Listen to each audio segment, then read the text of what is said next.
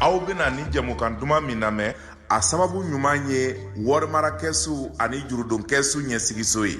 Cakɛda min ɲɔgɔn tɛ aw dɛmɛni la walasa k'aw ka projɛw financer, k'aw ka ɲɛtaw sabati, k'aw ka nafolo mara ka ɲɛ, ka aw la tɛmɛ tɔw la. Ɲɛsigiso, aw dangana.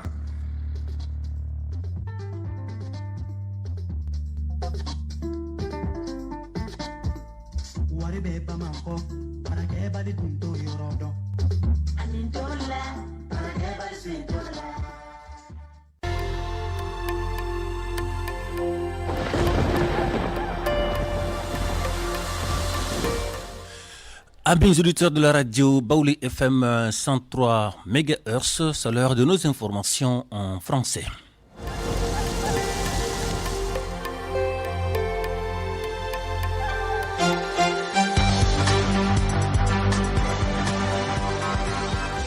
Un avion de combat de l'armée malienne s'est tombé dans la zone de Gao samedi 9 septembre 2023. Après les attaques récentes par les groupes terroristes, le Mali et la Russie officialisent leur coopération à travers une conférence de presse. La plateforme du 14 juin, signataire de l'accord pour la paix, dément une accusation contre les femmes, une accusation de bombardement des bases militaires CSD, CSP et PSD.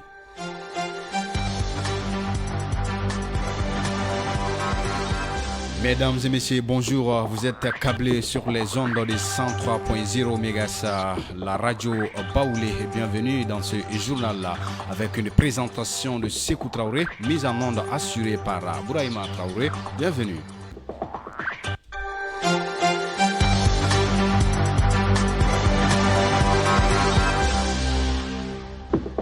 Et dans le titre, un avion de combat de l'armée malienne s'est écrasé depuis samedi 9 septembre 2023 dans la zone de Gao par une cause technique, mais qui n'a fait heureusement aucune perte en vie. Écoutons le général des brigades Alou Bouadjara, chef d'état-major de l'armée de l'air.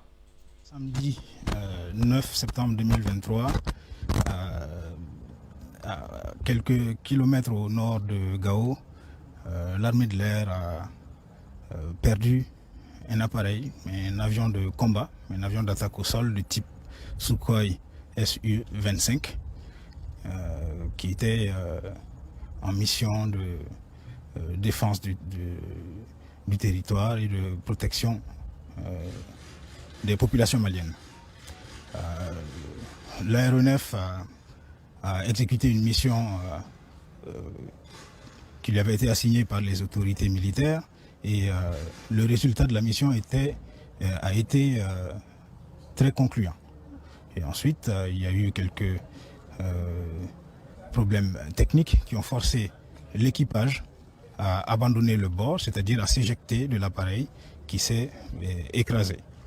C'est donc le lieu pour nous de remercier encore et féliciter ce personnel pour le professionnalisme, l'engagement sans faille, puisque la mission s'est déroulée vers le crépuscule, dans des conditions météorologiques ici à Gao qui n'étaient pas très favorables, mais malgré tout, pour accomplir la mission, les équipages de l'armée de l'air ne reculent devant aucun danger.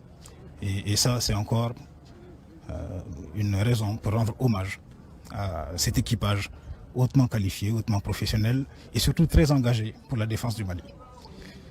Ensuite, le point le plus important, c'est que l'équipage s'est éjecté et qu'il a été récupéré sain et sauf. Après avoir rendu hommage au personnel navigant, c'est le lieu de rendre hommage à nos forces terrestres qui, malgré les très mauvaises conditions météorologiques, il y avait un orage violent qui sévissait à Gao en ce moment précis.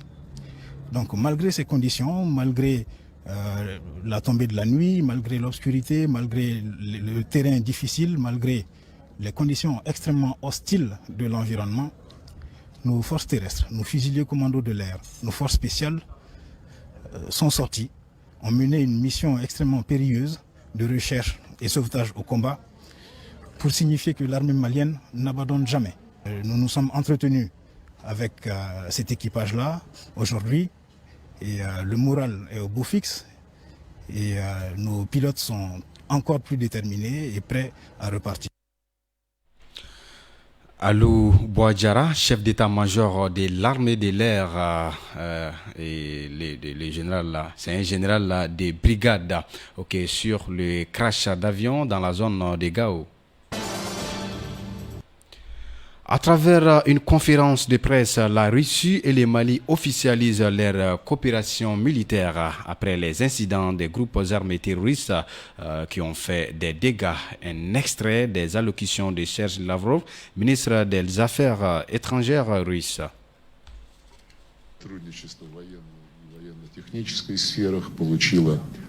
Depuis l'année dernière et le début de cette année, la coopération entre nos deux pays dans les domaines militaires et techniques entre dans une nouvelle ère. Un important lot de technologies aéronautiques russes a été envoyé vers le Mali. L'armée malienne a récemment pu conduire avec succès plusieurs opérations contre les terroristes qui restent actifs sur le territoire malien. Un deuxième lot de technologies aéronautiques a également été livré tout récemment, c'était le 19 janvier. Sur cette même scène, le ministre des Affaires étrangères du Mali, M. Abdoulaye Diop, a expliqué les causes de la dégradation sécuritaire au Mali. Écoutons. Notre action aujourd'hui, Monsieur le ministre, c'est comment travailler ensemble pour lutter contre le terrorisme. Je le répète encore une fois. C'est pour lutter contre le terrorisme. Ou lutter contre les terroristes et leurs sponsors étrangers. Parce que le terrorisme n'est pas seul. Dans certains cas, le terrorisme est fabriqué pour déstabiliser nos pays. Et nous faisons tout pour pouvoir y répondre. Et la situation sécuritaire à laquelle nos pays font face, qui peuvent avoir leur origine peut-être plus loin, mais je crois que c'est l'intervention occidentale en Libye qui nous a mis dans la situation dans laquelle nous sommes et qui a fondamentalement changé la donne. Et jusqu'à ce jour, notre pays se bat, souvent seul. Désaccord entre les groupes signataires du Mali si le cadre stratégique permanent pour la paix et la sécurité et développement CSP-PSD attend utiliser la légitime défense contre les FAMA et les accuse de bombarder leur base. La plateforme du 14 juin, signataire de l'accord pour la paix, demande cette accusation contre les FAMA. Au même moment, des dispositifs sécuritaires sont pris dans les régions. Le point avec Awa Doumbia.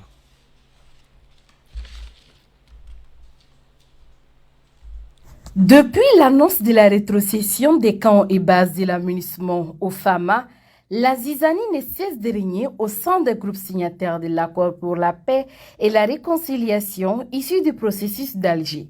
Ce dimanche, dans un communiqué, le cadre stratégique permanent pour la paix, la sécurité et le développement, CSD-PSD, affirme que les forces armées maliennes ont eu à faire des actions, entre autres, la promulgation d'une nouvelle constitution du Mali, recusant toute application des attentes en matière de réforme politique et institutionnelle inscrite au dit accord et la violation flagrante des arrangements sécuritaires de 2014 par l'agression de la position de la CEMA à Foueta, puis à Ber, région de Tombouctou, et le bombardement d'une base des forces de la plateforme à Afalawaw le 8 septembre 2023. Par ces faits, le CSP-PSD affirme que dans le but de prévenir la reprise des hostilités entre les parties signataires, il a respectivement écrit le 28 juin et le 1er août 2023 au Conseil de sécurité de l'ONU au sujet de la décision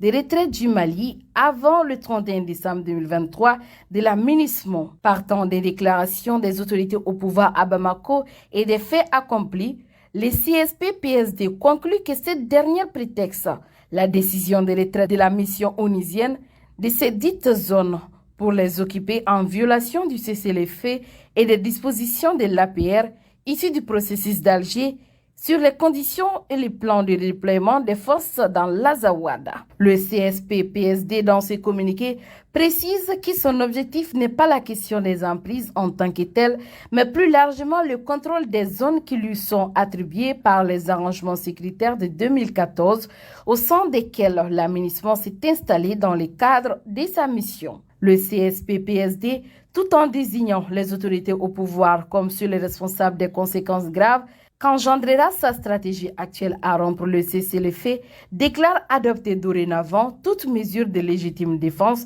contre les forces de cette autorité partout sur l'ensemble du territoire de l'Azawada. Ces propos ont été formellement démentis par la plateforme des mouvements du 14 juin 2014 d'Alger qui dément formellement l'information qui circule sur les réseaux sociaux. Si ceci est une entrave pour l'accord pour la paix et le cessez-le-feu, des mouvements ne s'arrêtent plus contre les FAMA. Après l'attaque meurtrière contre le bateau Tombouctou, revendiquée par le groupement de soutien à l'islam, d'autres s'en suivent, mais les FAMA parviennent à riposter vigoureusement. Selon le directeur des informations et des relations des armées, colonel Suleiman Damele, ces terroristes fuient les combats avec les FAMA pour s'attaquer aux populations civiles dans le but de distraire les FAMA meurtris par la perte de leurs. Ils utilisent également des moyens de communication adéquats. Est-ce qu'avant que l'armée malienne ne prenne possession de Ber, il y avait ces jeux d'obus sur Tombouctou? Non. Mais actuellement, ils sont en débandade. La prise de Ber, c'est comme de l'humiliation pour eux. Donc, ils vont sévir autrement. Et il faut s'attendre à cela. Et à chaque fois que la pression est montée sur eux, ils trouvent des astuces pour se faire valoir. C'est vrai, c'est des Maliens qui meurent. C'est vrai, c'est des Maliens qui sont stressés. C'est vrai que c'est des Maliens qui sont pris de panique. Mais nous savons que à chaque fois que nous montons d'un cran la pression, ils vont essayer de sévir autrement. Donc c'est à vous, journalistes, de sensibiliser la population, de faire comprendre à la population que c'est le jeu du terrorisme et qu'il ne faut pas que les gens paniquent, il faut que les gens croient aux forces armées maliennes. Et Inch'Allah, on va mettre ce terrorisme-là derrière nous. C'est une question de temps. L'ennemi a été défait sur le terrain et ça donne présentement à une véritable campagne médiatique d'intox, de pression sur les paisibles citoyens. Fournir des informations garanties et soutenir les forces de défense et de sécurité doivent être le point fort de la population, tant réclamé par les plus hautes autorités.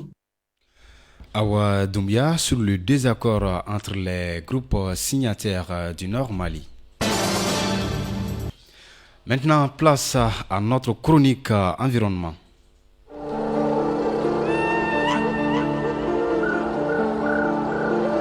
Radio environnementale Baoulé. Chronique environnement. L'Organisation internationale des bois tropicaux OIBT est une organisation intergouvernementale dont l'objet est de promouvoir la conservation et la gestion, l'utilisation et le commerce durable des ressources de la forêt tropicale.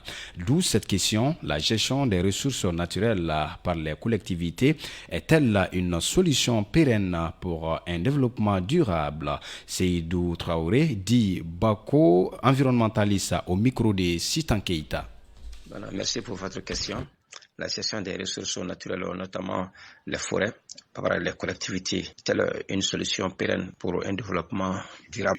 Je dirais que oui, ça pourrait être maintenant une solution pérenne, dans la mesure où il faut l'implication maintenant de toutes les collectivités et même les légitimités traditionnelles et toute la population qui s'implique pour une gestion idoine de ces ressources naturelles. Parce que imaginez, ces ressources naturelles constituent la quintessence maintenant de notre vie. Donc toutes nos matières premières, nos ressources vitales proviennent de ces ressources naturelles. Donc on les exploite pour nos besoins, pour notre faim.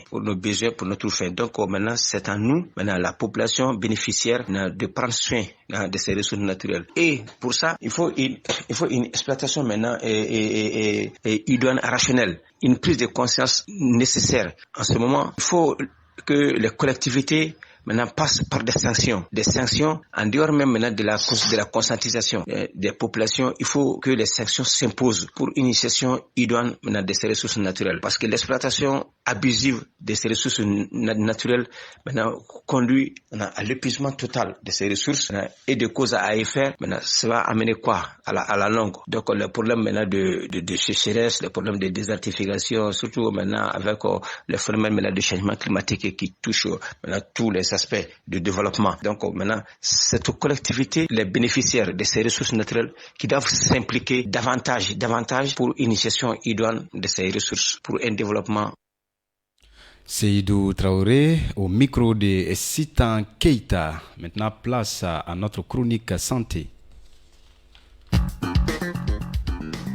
Radio environnementale Baoulé FM. Chronique santé. La constipation n'indique pas nécessairement une maladie sous-jacente. Elle peut survenir en cas de discontration, de manque de fibres alimentaires, d'inactivité physique ou d'effets secondaires des médicaments. Ousmane Diarra, phytothérapeute, promoteur de cabinet de consultation et de soins traditionnels FANAM au micro de Aïcha Kounari. La constipation est un trouble gastro-duodénal. C'est lorsque le système digestif est incapable de mieux purger les aliments déjà ingérés. Donc, on peut dire qu'une personne est dite constipée lorsqu'elle n'est pas capable d'aller à la selle au moins 3 ou 4 fois par semaine. La constipation peut être liée en réalité à plusieurs facteurs, tels qu'une déshydratation organique, c'est-à-dire beaucoup de gens vivent dans le quotidien sans pourtant penser à boire de l'eau régulièrement comme il le faut. En plus de ça aussi, il y a une manque de consommation des fibres alimentaires également.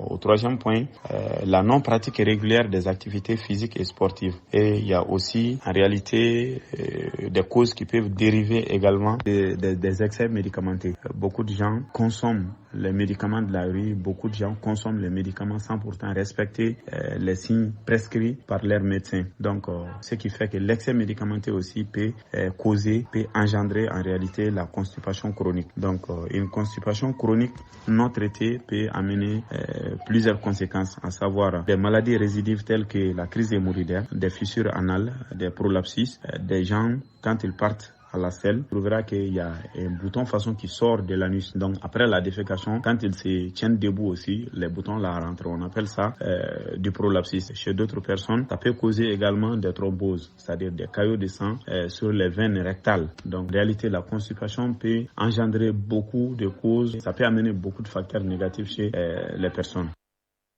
Docteur Ousmane Diarra, phytothérapeute, promoteur des cabinets de consultation et de soins traditionnels FANAM au micro de Aïcha Kounare sur la constipation. Les acteurs de l'éducation et les autorités réfléchissent comment mettre à l'alphabétisation au service du peuple pour une meilleure valorisation de nos langues nationales. Modibo Touré. Le 8 septembre, dédié à la Journée internationale de l'alphabétisation, est l'occasion de souligner l'importance de l'alphabétisation auprès des citoyens, des collectivités et des communautés, et d'améliorer indirectement la santé ainsi que le bien-être des individus contre la pauvreté. Cette année, la célébration de la journée est marquée par le statut officiel conféré aux langues nationales par la nouvelle constitution. Le thème international retenu est promouvoir l'alphabétisation pour un monde en transition, bâtir les fondations de sociétés durables et pacifiques. Edmond Moukala, chef de bureau de l'UNESCO au Mali. Le taux d'analphabétisme au Mali est environ 66,03% pour les hommes et 78,14% pour les femmes. Ces taux sont malheureusement restés stagnants. En effet, ne pas parler sa langue maternelle ou ne pas l'utiliser comme langue d'enseignement et de travail est aussi une forme d'analphabétisme. Selon le ministre de l'Éducation nationale, les efforts en faveur de la campagne d'alphabétisation et d'éducation non formelle et les résultats qu'en découlent sont appréciables. 143 centres d'alphabétisation fonctionnels ont fonctionné avec un effectif de 3770 auditeurs, dont 2896 femmes. 4 centres d'apprentissage féminin ont fonctionné avec un effectif de 517 jeunes filles et femmes non scolarisées et déscolarisées précoces.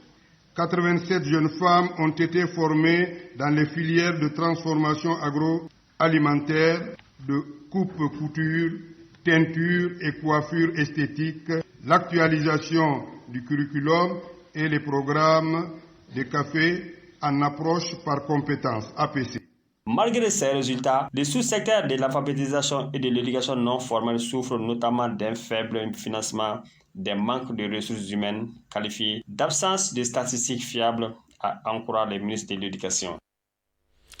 Modibo Touré sur l'alphabétisation au service du peuple. Maintenant, c'est le moment de notre Zoom, l'écho de nos régions qui sera présenté par Fatoumata Dambélé.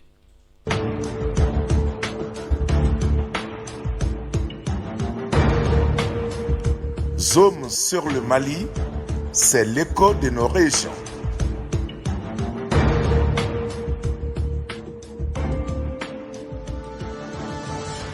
Bienvenue dans l'actualité régionale. Un homme de 29 ans a été retrouvé mort dans la nuit du 8 au 9 septembre dans le village de Tonga, à 6 km de Koulikoro. Le maire de la commune du Mugueta a indiqué que le corps a été découvert décapité et le cœur enlevé. Des sources locales rapportent qu'un suspect est activement recherché par les forces de sécurité. À Koulikoro, les centres de santé communautaires des communes de Gao, Soni Alibert et de Nchawadji ont reçu le week-end dernier des équipements. Il s'agit des lits, des matelas et des armoires. L'objectif est d'appuyer ces structures socio-sanitaires afin de rehausser la qualité de leurs prestations au profit des populations. Les dons entrent dans le cadre du projet de lutte contre les violences basées sur le genre. Il est financé par la coopération espagnole à travers l'ONG GREFA. À Gao, 7 morts et 2 blessés. C'est le bilan enregistré après l'attaque perpétrée le 8 septembre 2023 à Gamosagou, dans le cercle de Bangas. Des témoins indiquent que l'assaut a été mené par des bandits armés non identifiants. Les mêmes sources rapportent que les blessés ont été évacués au CSRF de Bangas. À Bafoulabé, les récentes pluies enregistrées préoccupent les habitants de Maïna. Des maisons en banco se fondent fréquemment, faute de canalisation pour l'évacuation des eaux de pluie. Selon les habitants, à chaque menace de mauvais temps, l'inquiétude grandit au sein des populations. C'est tout pour l'actualité régionale présentée par Fatoumata Dambélé.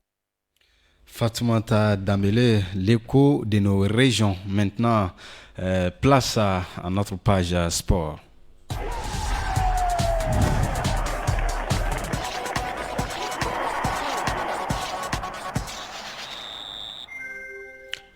Match amical Mali-Côte d'Ivoire pour les préparatifs de la CAN Côte d'Ivoire 2023. Les aigles et les éléphants s'affrontent ce mardi 12 septembre au stade Alassane Ouattara de Côte d'Ivoire à partir de 19h.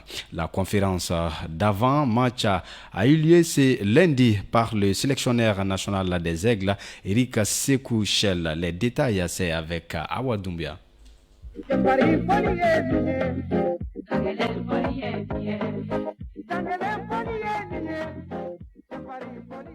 À 5 mois de la fête du football continental organisée en Côte d'Ivoire, les aigles du Mali et les éléphants de la Côte d'Ivoire s'affrontent dans un duel ce mardi 12 septembre 2023 pour sa 10e sortie lors de la fenêtre FIFA du mois de septembre. Et c'est après avoir battu le Lesotho en but à 0 à l'occasion de la 6e et dernière journée des éliminatoires de la prochaine CAN. En effet, ce match face au Mali reste une belle préparation. Si le Mali s'est facilement imposé vendredi devant le Soudan du Sud, 4 buts à 0 à l'occasion de la dernière journée des éliminatoires de la CAN, avant même ce large succès acquis grâce à des réalisations d'Ibrahima Konaté, de Néné Dorguilas et un doublé de Kamouri Doumbia, les Aigles étaient assurés d'aller à la CAN qui se déroulera en 2024 en Côte d'Ivoire. Leur déplacement au pays des éléphants leur permettra donc de prendre la température des lieux 4 mois avant le début des hostilités. Pour la conférence de presse d'avant-match, Elie Sekouchel, le sélectionneur des Aigles, s'est exprimé. C'est encore plus au niveau du jeu, même si on est en constante progression. Il faut qu'on arrive à franchir un palier. Et pour franchir ce palier, il faut jouer contre des grosses équipes. parce que autour du groupe on est très serein. Encore une fois, le discours que je vous tiens, c'est le discours que je leur ai tenu, que je leur tiendrai ce soir et demain lors de la causerie. Encore une fois, c'est un match de préparation, donc eux, ils doivent se concentrer sur notre projet de jeu, notre manière de jouer, notre manière de défendre, notre manière d'attaquer. Après, c'est ce qui se passe. Ce duel ouest-africain n'est pas à manquer à partir de 19h chez MT. Ce stade d'MDP vibrera ce soir lors de ce match amical de fraternité. Pour ce faire, Madame la maire d'Anaïma, Fatima Bamba, a offert 1000 tickets d'entrée pour le match entre la Côte d'Ivoire et le Mali. Et en prélude à ce match, une délégation malienne s'est rendue en Côte d'Ivoire pour motiver les supporters à sortir massivement soutenir les aigles du Mali. Bonne chance aux aigles. Bonne chance aux aigles. C'était Awa Doumbia. Maintenant, place à l'actualité internationale qui sera présentée par Mariam Tangara.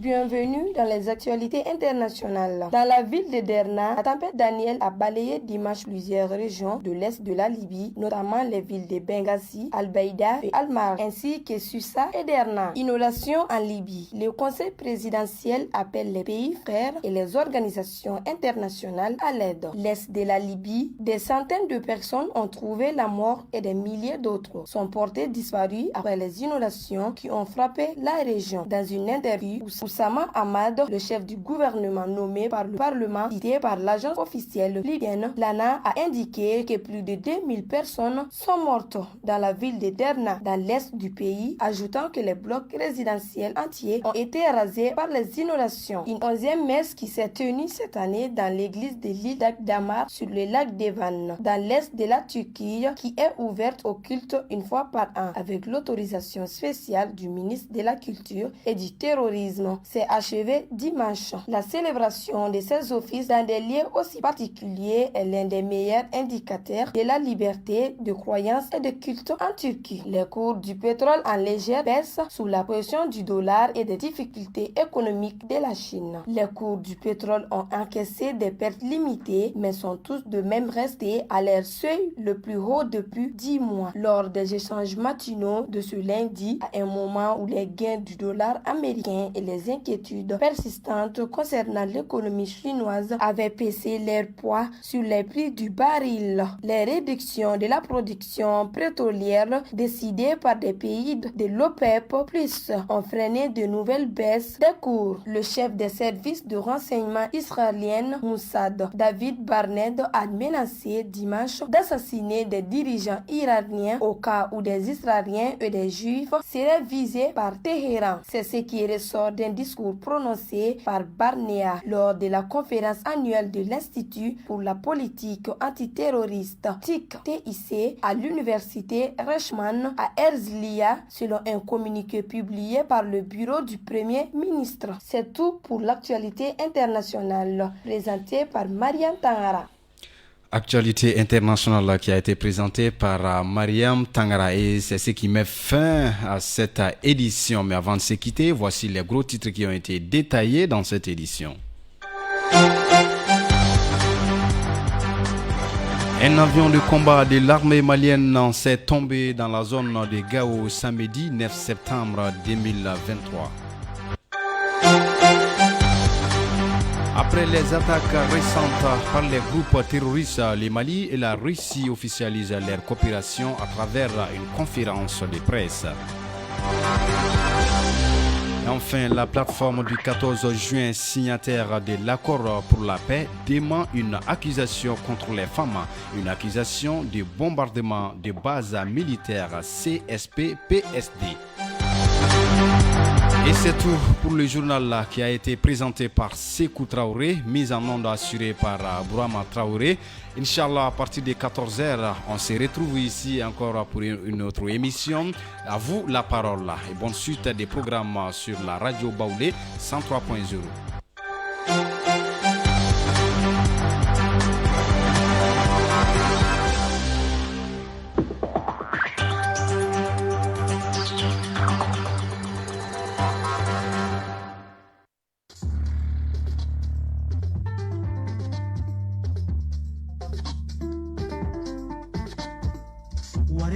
Bamakɔ baarakɛbali tun t'o yɔrɔ dɔn. Aw bɔra ka ni jɛmukan duman min lamɛn sisan a sababu ɲuman ye warimarakɛsu ani jurudonkɛsu ɲɛsigiso ye. Cakɛda min ɲɔgɔn tɛ aw dɛmɛni la walasa k'aw ka projɛw financer k'aw ka ɲɛtaw sabati k'aw ka nafolo mara ka ɲɛ ka aw latɛmɛ tɔw la. Ɲɛsigiso aw dangana.